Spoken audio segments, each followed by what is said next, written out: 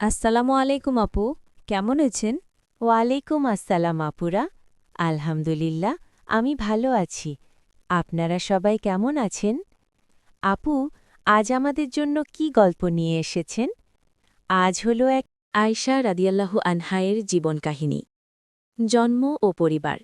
হজরত আয়শা রাদিয়াল্লাহু আনহা ছিলেন মহানবী মোহাম্মদ সাল্লাল্লাহু আলাইহি ওয়াসাল্লামের স্ত্রী এবং ইসলামের অন্যতম শ্রেষ্ঠ নারী আলেমা।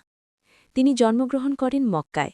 তার পিতা ছিলেন ইসলামের প্রথম খলিফা আবু বকর রাদিয়াল্লাহু আনহু এবং মাতা উম্মে রুমান রাদিয়াল্লাহু আনহু।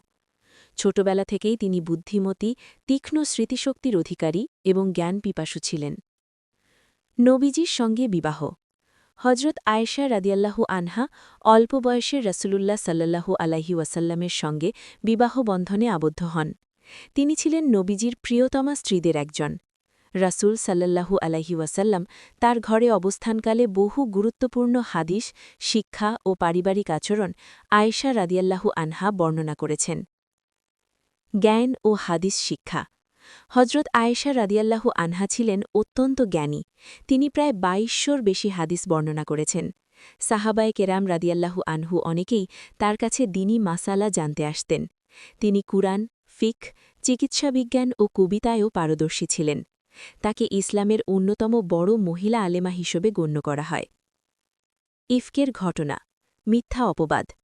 একবার মুনাসিকরা তার বিরুদ্ধে অপবাদ রটায়। এতে তিনি অত্যন্ত কষ্ট পান।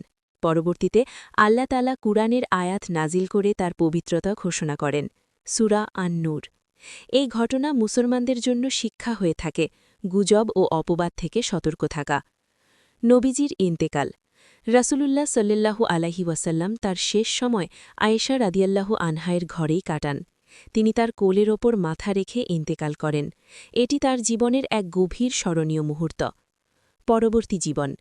নবীজির ইন্তেকালের পর তিনি বহু বছর জীবিত ছিলেন এবং ইসলামী জ্ঞান শিক্ষা দিতেন। খলিফা ও সাহাবিগণ তার কাছে পরামর্শ নিতে আসতেন। তিনি ৫৮ হিজরিতে ইন্তেকাল করেন এবং জান্নাতুল বাকি কবরস্থানে দাফন হন।